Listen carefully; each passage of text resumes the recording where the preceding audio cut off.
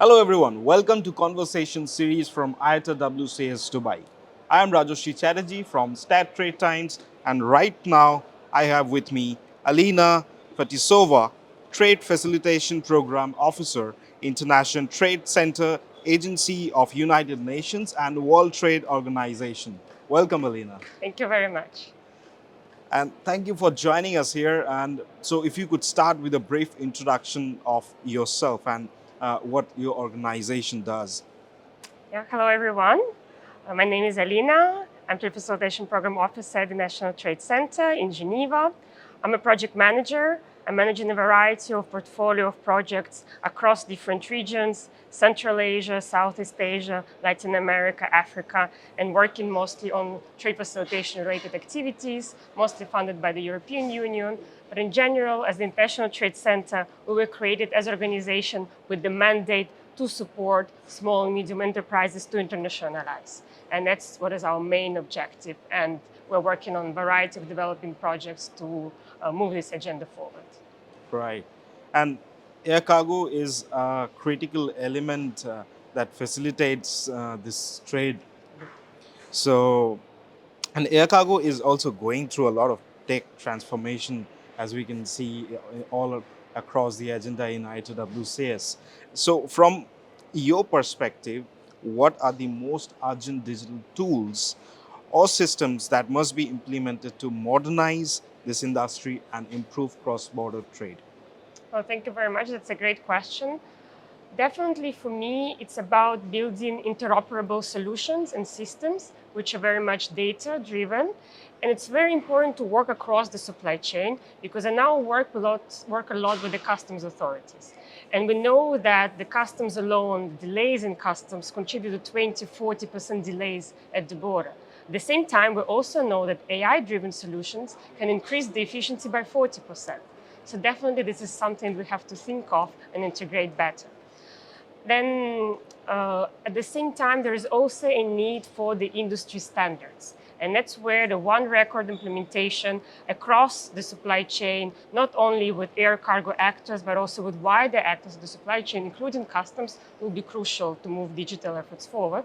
And probably the last thing, like for me, definitely the future is about AI and the Internet of Things. There was a recent research by McKinsey which showed that in the next few years, the sector will be growing by 30-40%.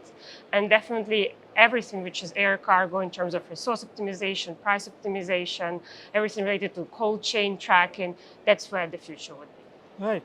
And on the first day of ITWCS, in the opening plenary, you highlighted how outdated systems are driving young talent away. A lot of young people, they're going away. Air cargo still uses a lot of outdated systems. So, what do you think are the most critical steps that the industry must take to attract and retain talent, the young generation talent? Indeed, it was a very interesting recent study that showed that 40% of people in industry are considering potentially going somewhere else because of the outdated systems. That's what I mentioned in the panel, indeed. And here, of course, tech is part of the solution because young generations are looking for more data-driven organizations, for more transparent organizations. But it's not only about tech, it's also about the corporate culture. It's also about giving more flexibility to the youngsters, to giving them more opportunity to innovate. So I think air cargo in general is considered a very technical industry, right? And we need to also to bring out the social sustainability aspects more because that's what the new generations also care about, right? And I think we can do this by giving more awareness raising events in general. The FACE Summit of IATA is a great example of that, but we also need more in other industries, in the universities. So this is something to look into. And probably one more point on for developing countries and emerging economies where I work a lot. We also need to work more with universities there, and we need to provide opportunities for best practices exchange, bringing them to developed countries and giving opportunity to learn how they can work in the industry. So, from your perspective, do you still think that air cargo is more labor intense or muscle power industry? Um, Yes, in a way it is, but I think there is also a lot about the soft power there. Because more and more we're speaking about sustainability, about the inclusiveness, and these are the aspects that we can't just neglect. Of course, we're speaking about the speed, the cost efficiency. We're doing all the estimations to make sure our business runs in the best way possible. But I think having a balance between this kind of hard skill, labor intensive approach, and even more a soft touch to this, looking at the soft competencies that you also need, that's, I think, what will make industry go forward.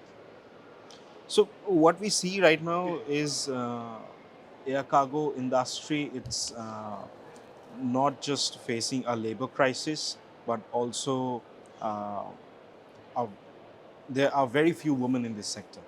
Mhm. So, what, from your perspective, the industry should do to attract more women talent into this sector? I think there is already ongoing efforts on this, and when I go to different air cargo events, I tend to see more and more women participating in them and more women speakers in the panels. I think we have very strong, powerful women in the industry, and definitely we need to build their image as role models so they can empower other women to come, join events, give this opportunity. And of course, there are a lot of programs which can be designed for that. I'll give you an example more from the customs environment where I work. For Uzbekistan, we designed a special leadership program for customs authorities to bring more women in the leadership roles, because there are women working in customs, but not necessarily at the high level. So we're building their soft skills, negotiation skills, skills on presentation, on preparing nice speeches, so that they can pitch also their skills to the management. And I think more of those initiatives can be also taken in the air cargo industry, just to make sure these women feel strong to continue their journey. And then, of course, again, as I was saying before, the awareness raising to make sure women are aware that there are opportunities for them and make them visible, definitely. Being a woman leader in this space, you also work in different markets, including Africa, Central Asia, South America. So, if you could expand more on the African side, how Africa is rising as a exporter hub, a perishable exporter hub. Well, definitely, we work across many different continents, including in many projects in Africa. It's mostly trade facilitation projects. But at the same time, of course, we see the general trends that are important, including for the air cargo industry. And Africa has a massive potential, and many countries are doing very strong advancement moves to integrate the global supply chains. But there are still some persistent problems. One of them, of course, is the cold chain across the supply chains in Africa for perishable goods, most of all. Then, of course, it's also about the efficiency of the customs procedures, which is a big bottleneck. And it's also about the SPS requirements and the compliance. And there are studies which show that 50% of African perishable good exports actually not being exported because of the lack of the cold chain facilities. And then the SPS side, we see that the compliance rate is, the cost of the compliance is very high. It's about 7%, but it can go up to 124%, which is 2 times higher than any average compliance cost. I'm not even talking about developed countries. In developing countries in Latin America and Southeast Asia, the cost is 2 times lower. So this PS compliance is a big market barrier for those goods to access new markets. And then, of course, on customs and efficiencies, unfortunately, this is still a predominant problem. And through our trade facilitation projects, we're trying to work with authorities, but also with the private sector to make sure this compliance can happen. And I think working across these three areas, we can make sure that African countries are better integrated in the global supply chains. So, last month I was in Nairobi for Air Cargo Africa, where we were discussing with airlines and a lot of other logistics players that what are the major challenges that they are facing. So, most of them mentioned that airport taxes, customs, these are the major challenges apart from the infrastructure in Africa. So, what is United Nations and World Trade Organization doing to improve that? There is an agreement. It's called WTO Trade Facilitation Agreement, a very powerful agreement which results in a number of measures, concrete measures to facilitate trade. And there are some very technical measures, like, for example, risk management, right? The single window, which are all aimed to support, on the one hand, the streamlining of procedures and also further digitalization of them, and make sure that when we do the checks, we do the checks in the selective, concrete way, and we don't necessarily stop the goods which don't require this type of checks. And the potential, if we actually implement fully this agreement, is massive. So what we are doing, we're supporting these countries to put in place the necessary measures, the necessary reforms, including, for example, digitalization of certificate of origin, digitalization of phytosanitary certificate, so that this time and cost to trade can be reduced through this type of means. So digitalization is the key here.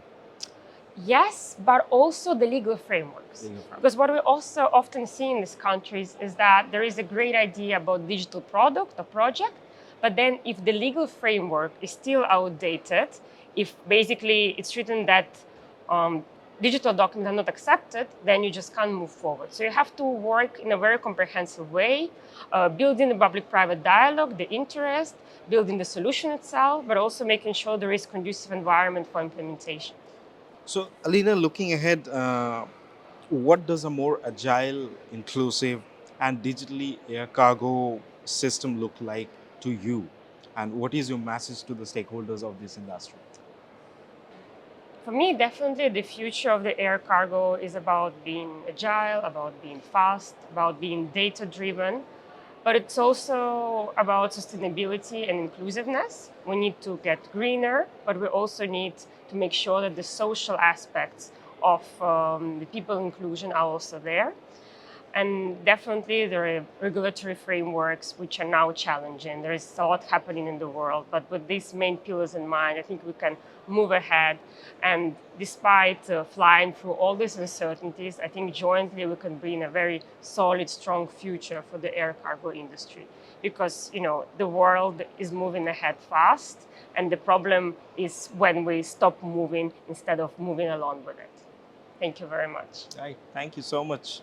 So, there is no storm that can stop cargoes from moving from one country to another, and this is going to be more agile, digitally enabled, and sustainable future. Thank you so much. Thank you, Alina. Thank you. Thank you very much.